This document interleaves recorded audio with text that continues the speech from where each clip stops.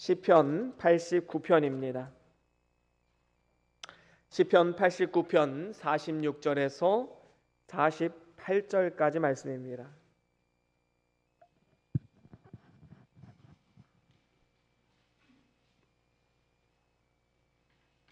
시편 89편 46절에서 48절까지 말씀, 우리 다 같이 한 목소리로 함께 합독합니다.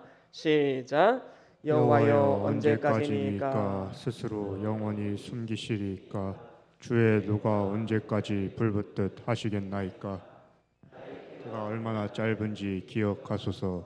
주께서 모든 사람을 어찌 그리 허무하게 창조하셨는지요. 누가 살아서 죽음을 보지 아니하고 자기의 영혼을 소울의 권세에서 건지리까. 아멘. 아멘. 우리 말씀 들고 함께 선포합니다. 시작. 주의 말씀은 내 발의 등이요 내 길의 빛이 되십니다. 주여 말씀하옵소서. 주의 종이 듣겠나이다. 아멘. 아멘. 예, 오늘은 시편 89편 46절에서 48절 말씀으로 은혜 아래에 있는 인생이란 제목으로 말씀을 나눠보길 원합니다. 때로는 우리가 살아가다 보면 여러 가지 극심한 고난과 시련이 찾아올 때가 있지요. 그러면 가장 먼저 드는 생각이 무엇일까요? 그것은 하나님 왜 하필 나입니까? 도대체 언제까지 이 고통과 시련을 감내해야 합니까? 이런 생각이 들 때가 있습니다. 그런데 한번 우리의 상태를 정직하게 직면해 봅시다. 사실 우리의 인생은 아담의 범죄 이후에 한 사람도 빠짐없이 누구나 다 죄의 진노 아래 살아가는 인생이 되고 말았습니다. 그래서 기쁨과 평안과 행복이란 단어보다는 슬픔과 절망과 불행이라는 단어가 우리에게 어쩌면 더 어울리지 않을까, 그런 생각을 해보게 됩니다.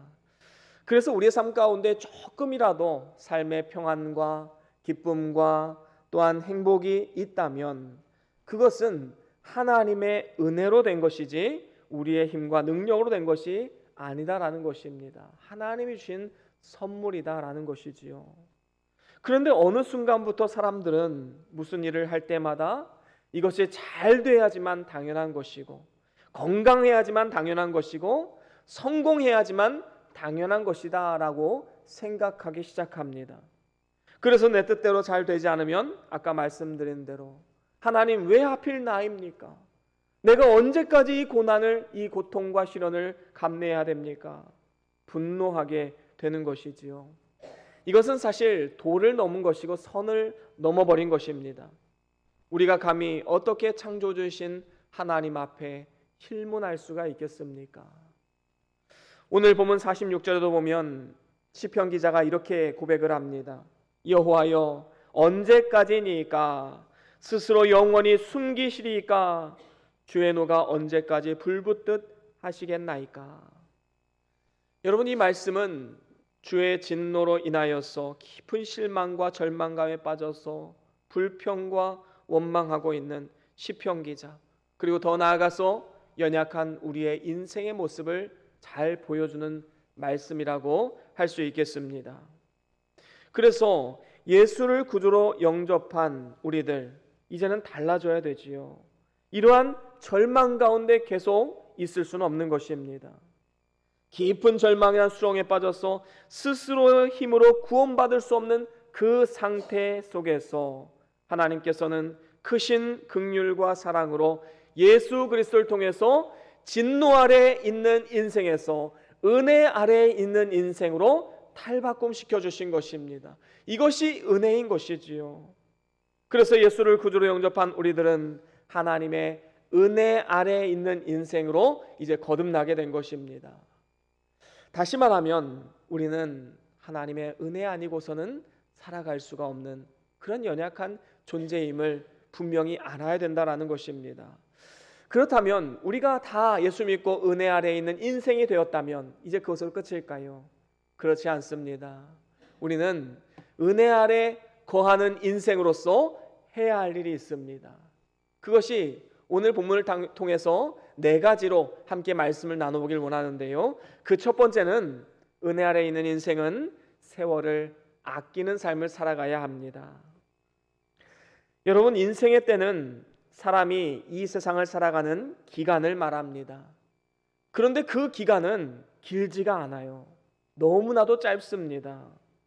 그래서 오늘 본문 47절 상반절에도 보면 나의 때가 얼마나 짧은지 기억하소서라고 말하고 있습니다. 물론 인간이 처음 창조되었을 때에는 이렇게 짧은 인생을 살 수 있도록 지음받은 것은 아니었습니다. 하지만 범죄함으로 인해서 인생의 때가 짧아지게 되었지요. 노화가 찾아오게 되었고 이로 인해서 죽음을 기다리며 비참한 인생을 살아갈 수밖에 없는 그러한 인생이 되고 만 것입니다.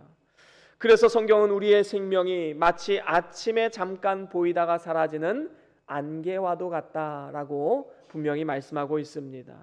그래서 우리는 이 세상에서의 짧은 인생을 살면서 세월을 아끼며 살아가야 하는 것이지요.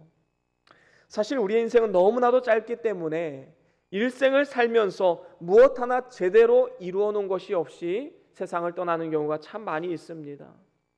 또한 사람들은 시간을 늦출 수 있는 능력도 없습니다. 한 번 지나가 버린 시간은 다시 돌이킬 수가 없는 것이지요. 여러분, 지난 한 해만 한번 보십시오. 한 달 한 달, 그리고 1년 1년이 얼마나 빠른지요. 정말로 눈 깜짝할 사이에 지나가는 그러한 우리의 인생을 보게 됩니다. 그래서 시편 90편에 보면 이런 말씀이 있지요. 우리의 인생이 신속히 가니 날아가나이다. 마치 활 시위를 떠난 그 화살이 관역을 향해서 날아가듯이 우리의 인생이 너무나도 빠르게 날아가는 그러한 모습을 우리는 느끼게 됩니다. 그래서 우리 하나님의 동역자로서 우리는 세월을 허송하지 말아야 합니다. 지금은 은혜 받을 만한 때요, 지금이 구원의 날이라 라고 말씀하신 것처럼 만사에 다 때가 있습니다. 그래서 지금 우리가 해야 할 일을 늦추지 말고 지금 바로 해야 된다라는 것이지요. 하나님은 오늘이라고 하는 시간을 우리에게 선물로 주셨습니다. 한 번 가면 다시 오지 않는 귀중한 시간이지요. 그래서 부지런히 게으르지 말고 나태하지 말고 우리는 열심을 품고 주를 섬겨야 되는 것입니다. 특별히 에베소서 5장 16절 17절에 보면 이런 말씀이 있습니다. 우리 함께 같이 읽어볼까요? 에베소서 5장 16절 17절 함께 읽어봅니다. 시작. 세월을 아끼라 때가 악하니라. 그러므로 어리석은 자가 되지 말고 오직 주의 뜻이 무엇인가 이해하라. 아멘. 그렇습니다. 여기서 세월을 아끼라라는 것은 기회를 놓치지 말라는 것이지요. 쉽게 말하면 기회를 사라는 것입니다. 씨를 심을 때가 있고 거둘 때가 있는 법이지요. 씨를 심어야 될 때 심지 않으면 추수 때에 거둘 수가 없는 것입니다. 그래서 그 때를 놓치지 말라는 것이 바로 세월을 아끼라는 것입니다. 여러분, 사람에게는 삶 가운데 여러 기회들이 찾아옵니다. 먼저는 예수를 믿을 기회가 있지요. 우리는 이 세상을 살아가면서 예수를 믿을 기회가 있는 것입니다. 죽은 다음에는 그 기회가 오지 않는 것이지요. 그래서 우리가 일생을 살아가면서 예수님을 나의 구주로 믿고 살아가는 것, 이것이 얼마나 큰 은혜인가, 그리고 하나님이 주신 기회를 얼마나 잘 누리는가, 바로 그것을 우리는 알아야 되는 것입니다. 또한 회개할 기회도 찾아옵니다. 때로는 하나님께서 죄에 대해서 우리를 책망하실 때 내가 이런 부분에 대해서 회개해야겠구나. 그럴 때 우리는 하나님 앞에 간절히 회개하고 돌이켜야 되는 것이지요.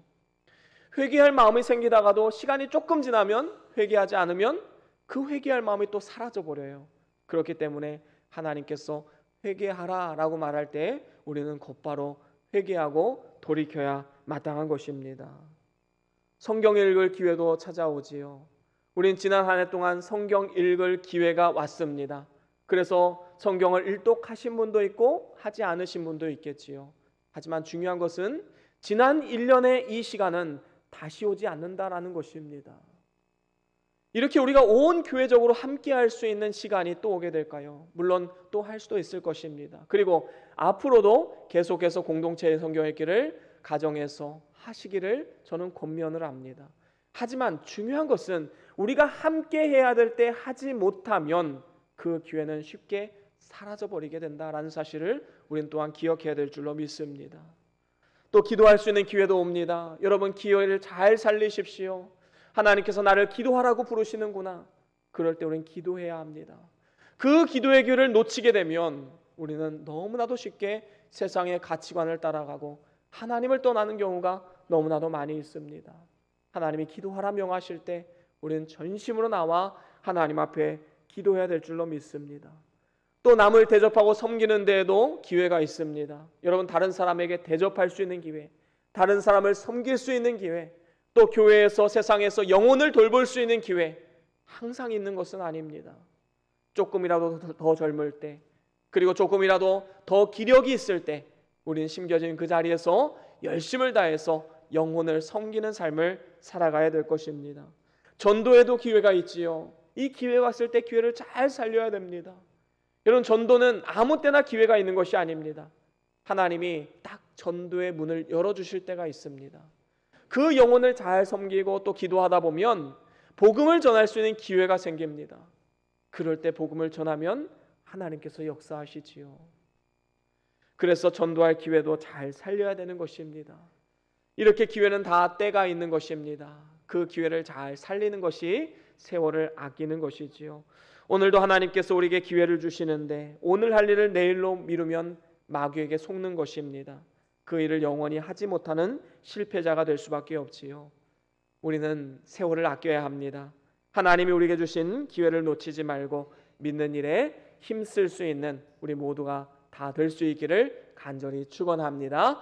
그런가 하면 두 번째로는 우리는 참 진리를 찾아야 합니다. 사람들이 일생 동안 무엇 하나 붙잡아 보려고 일평생을 노력하지만 다 뜬구름 잡는 것이고 헛된 것입니다. 그래서 47절 하반절에 보니까 오늘 시편 기자가 이런 고백을 합니다. 주께서 모든 사람을 어찌 그리 허무하게 창조하셨는지요. 그렇습니다. 여러분, 죄와 사망의 그 진노의 아래에 있는 사람들, 돈과 물질을 붙잡고 살아가지만 죽을 때에 그것이 나를 구원해 주지 못합니다. 또한 그것이 인생을 구원할 수도 없는 것이지요. 에스겔 선지자의 말처럼 하나님의 진노가 임하게 되는 날, 사람들은 그가 가진 금과 은이 그들을 건지지 못하게 함을 깨닫고 그 금과 은을 거리로 나아가 다 던지게 되는 그날이 오게 될 것이다 라고 말씀하고 있습니다. 여러분, 막강한 권세도 오래가지 못합니다. 그래서 모든 일이 바람을 잡으려는 것과 같이 헛되고 헛되며 헛되고 헛되니 모든 것이 헛되도다. 전도자의 말처럼 모든 것이 다 허무하고 헛된 것이 되고 마는 것이지요. 이렇게 허무한 우리의 인생 가운데 우리 은혜 안에 있는 우리 성도들에게는 이 땅에 썩어질 것만을 위해 살지 않고 또 예수 그리스도를 통해서 삶의 의미와 목적을 바로 세우게 하셨습니다. 그래서 하나님 나라의 영광과 상급을 바라보며 진정한 삶의 보람과 만족과 행복을 누리며 살게 하셨지요. 그래서 이제 은혜 아래에 있는 인생은 참 진리를 찾아야 됩니다. 데살로니가후서 2장 13절에 보면 이런 말씀이 있지요. 우리 같이 함께 읽어봅니다. 데살로니가후서 2장 13절입니다. 시작. 주께서 사랑하시는 형제들아, 우리가 항상 너희에게 관하여 마땅히 하나님께 감사할 것은 하나님이 처음부터 너희를 택하사 성령의 거룩하게 하심과 진리를 믿음으로 구원을 받게 하심이니. 아멘. 그렇습니다. 하나님께서 우리를 창세전에 선택하셔서 성령의 기름 부으심과 거룩해 하심, 그리고 진리를 믿음으로 구원을 받게 하신다라고 분명히 말씀하고 있습니다. 우리는 참 진리를 찾아야 됩니다. 뿐만 아니라 진리를 순종함으로써 상급을 받고 영광스러운 구원에 참여하게 되는 것이지요. 그래서 우리가 아무리 세상적으로 열심히 살아간다 할지라도 진리를 모르면 구원을 이뤄나갈 수 없는 것입니다. 여러분, 처음 예수를 믿는다는 것은 무엇 같은 거냐 하면 하나님께 선물을 받은 것입니다. 우연히 보화를 만난 것과 같이 전적으로 하나님의 은혜로 선물로 된 것이지요. 하지만 하나님이 믿게 해주신 다음에는 이제 우리가 해야 할 일은 참된 진리를 찾는 삶을 살아가야 합니다. 그래서 좋은 진주를 구하는 장사가 아주 값진 진주 하나를 보게 되었는데, 그 진주를 갖기 위해서 모든 소유를 다 팔아서 그 진주를 샀다고 우리 주님께서 말씀하셨습니다. 그것의 진정한 가치를 발견했다면 우리의 모든 것을 다 투자하고서라도 그 진리를 사야 되지 않겠습니까? 그것을 내 것으로 삼아야 되는 것입니다. 여러분, 성경이 바로 진리의 말씀이지요. 어떤 면에서 보면 이 성경은 기독교 백화점에 가면 한 3, 4만 원이면 사는 것입니다. 하지만 그 안에 담긴 진리의 가치는 3, 4만 원의 가치가 절대로 아니지요. 그 가치는 실로 무한대입니다. 값으로 매길 수 없습니다. 그런데 이 소중한 이러한 성경을 읽어도 만약에 성령의 감동함을 받지 못하고 인간의 이성으로만 성경을 읽으면 어떻게 됩니까? 그것은 하나의 무익한 책이 될 수밖에 없는 것입니다. 누구든지 하나님이 성령으로 깨닫게 하셔야지만 진리 대신 예수 그리스도를 성경을 통해서 발견할 수 있는 것이지요. 여러분, 바리새인과 서기관들, 대제사장들, 유대 종교의 지도자들이었지요. 그들은 누구보다도 구약 성경에 능통한 사람들이었습니다. 그런데 이것을 인간의 이성, 경험으로만 읽다 보니까 그 안에 계신 메시아 예수 그리스도를 발견하지 못하게 된 것이지요. 결국에는 예수를 십자가에 못 박는 큰 죄를 범할 수밖에 없었던 것입니다. 하나님의 은혜로 진리를 만났지만 때로는 사람들과의 사소한 시험거리로 인해서 교회를 떠나는 어리석은 사람들도 있습니다. 이것은 참으로 안타까운 일이지요. 그래서 우리가 한번 진리를 사서 내 것으로 삼았다면 어떤 상황과 어떤 환경 속에서도 끝까지 그 진리를 사고 절대로 팔지 말아야 되는 것입니다. 때로는 어떠한 수모와 환난을 만난다 할지라도 끝까지 진리를 따라가야 된다는 것이지요. 여러분, 우리 마음 가운데 이러한 진리가 있다면 진리가 너희를 자유케 하리라 라고 말씀하신 것처럼 우리 마음 가운데 참 자유함과 기쁨과 평안과 위로가 넘치게 되는 것입니다. 이 세상에서 물질적으로 풍요롭지 않아도, 또한 육신적으로 건강하지 못할지라도, 또한 세상 일이 내 뜻대로 되지 않는다 할지라도 세상이 주지 못하는 참된 평안과 기쁨과 위로가 그 안에 있는 것이지요. 그래서 진리를 붙잡고 끝까지 놓지 않는 사람이 진리와 함께 영원토록 승리하게 되는 것입니다. 그런가 하면 세 번째로는 우리는 부활의 소망을 가져야 합니다. 여러분, 진정으로 우리가 은혜 아래 있는 인생이라면 우리는 이 땅 가운데 부활의 소망으로 살아가야 되는 것이지요. 오늘 본문 48절 상반절에 보니까 이렇게 말씀합니다. 누가 살아서 죽음을 보지 아니하고 라고 말씀하고 있지요. 여러분, 모든 인생은 다 진노 아래 있는 인생이기에 언젠가는 죽음을 맞닥뜨리게 되어 있습니다. 왜냐하면 죄의 결과는 사망이기 때문입니다. 그런데 사람들은 어떻게 살아가지요? 이런 죽음에 관한 이야기를 하는 것을 굉장히 꺼려합니다. 그래서 엘리베이터를 타면 4층이 아니라 F층으로 되어 있지요. 이 죽음과 관련된 것은 무엇이든지 피하고 싶은 인간의 욕심이 그 안에 담겨져 있는 것입니다. 그래서 자신은 마치 천년 만년 살 것처럼 그렇게 육신의 만족을 위해서, 육신의 욕심을 위해서 일평생을 살아가다 허무한 죽음을 맞이하는 그것이 바로 우리의 인생이었습니다. 하지만 성경은 분명히 말씀합니다. 한번 죽는 것은 정하신 것이요 그 후에는 심판이 있으리니 라고 분명히 말씀하셨습니다.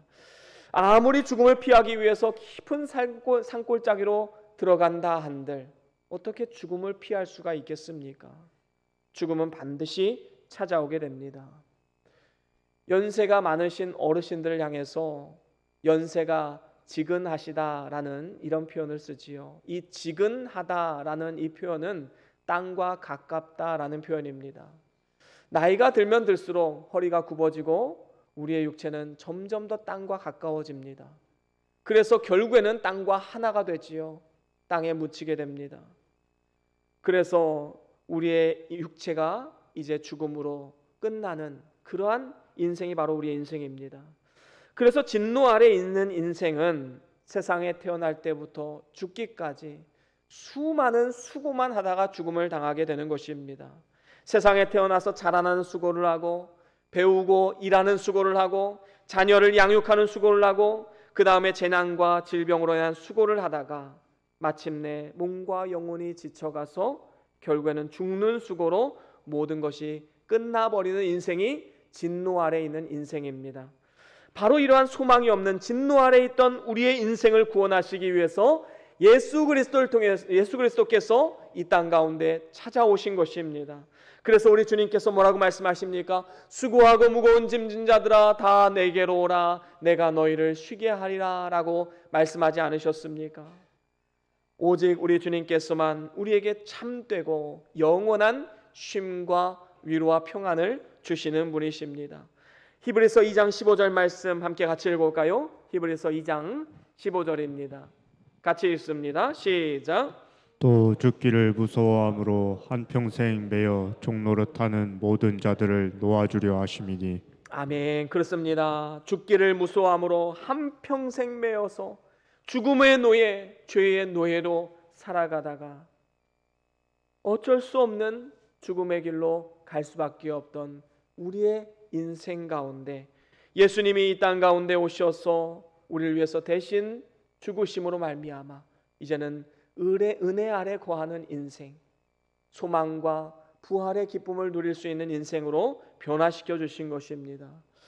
여러분, 세상 사람들에게 있어서 죽음이란 아주 큰 화를 당하는 것으로 여겨지고 있지만 계시록 14장에 보면 주 안에서 죽는 자들, 다시 말하면 은혜 아래 있는 사람들은 세상에서 모든 수고를 그치고 쉬는 것이기 때문에 복이 있는 죽음이다라고 말할 수가 있는 것입니다.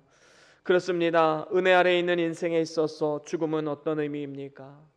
우리가 피곤하고 고단한 우리의 육신을 잠재우시고 쉬게 하시는 의미가 있는 것이지요.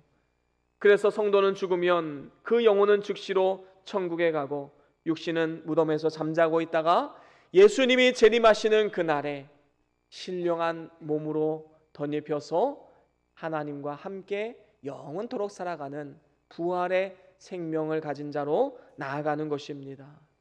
그렇습니다. 다시 말하면 예수님께서 재림하실 때에 천국에 있던 모든 성도들을 다 데리고 오셔서 땅에 묻혔던 육신과 합하여서 신령한 몸으로 부활하게 되는 것입니다. 그래서 은혜 아래 거하는 우리들은 이 세상을 살아가면서도 부활에 대한 소망과 기대를 가지고 우린 살아갈 수 있게 되는 것이지요. 그렇습니다. 그리스도께서 죽은 자 가운데서 다시 사셔서 잠자는 자의 첫 열매가 되셨습니다.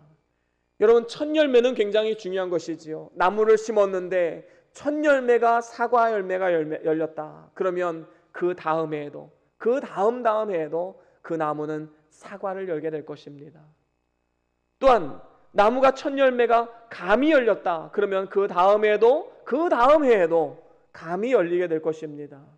마찬가지로 오늘날 우리의 삶 가운데 예수님께서 부활의 첫 열매가 되셨다라는 것은 예수 안에 거하는 우리 모두가 다 부활의 열매를 맺을 것임을 우리에게 말씀하고 있는 것입니다. 그래서 예수님의 부활은 우리의 부활의 시작이고 또 기초이고 원동력일 뿐만 아니라 우리의 부활의 견본인 것입니다. 죽은 성도의 육신을 무덤에 묻는 것은 마치 농부가 씨앗을 땅에 심는 것과 같은 것이지요. 그래서 고린도전서 15장에 보면 이런 표현이 나옵니다. 우리 같이 한번 읽어볼까요? 고린도전서 15장 42절에서 44절 말씀 우리 같이 쭉 읽어보겠습니다. 시작. 죽은 자 부활도 그와 같으니 썩을 것으로 심고 썩지 아니할 것으로 다시 살아나며 욕된 것으로 심고 영광스러운 것으로 다시 살아나며 약한 것으로 심고 강한 것으로 다시 살아나며 육의 몸으로 심고 신령한 몸으로 다시 살아나나니 육의 몸이 있은즉 또 영의 몸도 있느니라. 아멘. 여기에 보니까 네 번이나 반복되는 어구가 있지요. 심고 다시 살아나며, 심고 다시 살아나며, 심고 다시 살아나며, 이게 계속 반복이 되고 있습니다. 육신으로 심고 영적인 것, 영원한 생명으로 다시 살아나게 된다라는 것이지요. 여러분, 그래서 믿는 자의 성도의 그 장례식에는 우리가 더 이상 슬퍼하지 않는 이유가 무엇입니까? 바로 육신으로 심고 신령한 몸으로 부활하게 될 것을 우리는 믿기 때문인 것이지요. 그렇습니다. 이렇게 은혜 아래 사는 우리들은 이제 부활의 소망을 가지고 살아가게 됩니다. 그래서 어떠한 절망적인 환경 가운데서도 희망과 용기를 가지고 믿음으로 담대하게 나아갈 수 있게 되는 것이 은혜 아래 있는 성도, 바로 주님과 동행하는 인생의 삶의 모습이다라는 것입니다. 그런가 하면 마지막으로 네 번째로는 은혜 아래 있는 인생은 이제 믿음으로 살아가야 합니다. 오늘 보면 48절 하반절에 보니까 이런 말씀이 있지요. 자기의 영혼을 스올의 권세에서 건지리까 라고 말씀하고 있습니다. 여기서 이 스올이라는 단어는 1차적으로는 무덤을 뜻합니다. 그런데 이 구절에서는 이 지옥을 의미하는 의미로 쓰였지요. 지옥은 한번 들어가면 영원히 나올 수 있는 것이 아닙니다. 그래서 영원히 그 무서운 형벌의 장소다라고 말할 수 있겠지요. 하지만 예수님이 우리의 죄를 위해서 십자가에 죽으시고 부활하심으로 말미암아 그 지옥의 형벌에서 우리를 구원하시고 영원한 생명, 하나님과 함께 영원토록 살아가는 천국의 영광, 은혜를 받게 된 것입니다. 그 스올의 권세, 사망과 어둠의 권세에서 건짐받은 것, 그것은 오직 예수 그리스도를 믿음으로만 가능한 것입니다. 그래서 주 예수를 믿으라, 그리하면 너와 내 집이 구원을 얻으리라 라고 하신 말씀처럼 오직 예수를 믿음으로만 우리는 구원을 얻을 수 있는 것입니다. 사망에서 생명으로 옮겨지게 됩니다. 그런데 우리는 여기서 만족해야 할 사람들이 아니지요. 우리가 진정으로 예수를 믿는 믿음이 있다면 이제는 그 믿음을 써서 살아가야 합니다. 그래서 로마서 1장 17절에 보면 이런 말씀이 있습니다. 우리 같이 함께 읽어봅니다. 로마서 1장 17절 말씀 같이 읽어봅니다. 시작. 복음에는 하나님의 의가 나타나서 믿음으로 믿음에 이르게 하나니 기록된 바 오직 의인은 믿음으로 말미암아 살리라 함과 같으니라. 아멘. 그렇습니다. 여기에 보면 다소 역설적인 말과 같은 그러한 말이 나오지요. 믿음으로 믿음에 이르게 한다. 여러분, 어떻게 믿음으로 믿음에 이르게 하는 것일까요? 앞의 믿음과 뒤의 믿음은 영적으로 다른 의미를 가지고 있는 것이지요. 여러분, 예수님을 구주로 믿는 믿음으로 이제 행함이 있는 믿음으로 나아가야 돼야 함을 말씀하고 있는 것입니다. 그래서 예수님을 구주로 믿는 믿음이 있다면 이제는 행함이 있는 믿음으로 나아가야 된다는 것이지요. 그래서 오직 의인은 믿음으로 말미암아 살리라 말씀합니다. 사망에서 생명으로 옮기움 받는 것도 믿음으로 하는 것이고, 우리가 이 땅 가운데 살아가는 믿음으로 행하는 것도 믿음으로 하는 것입니다.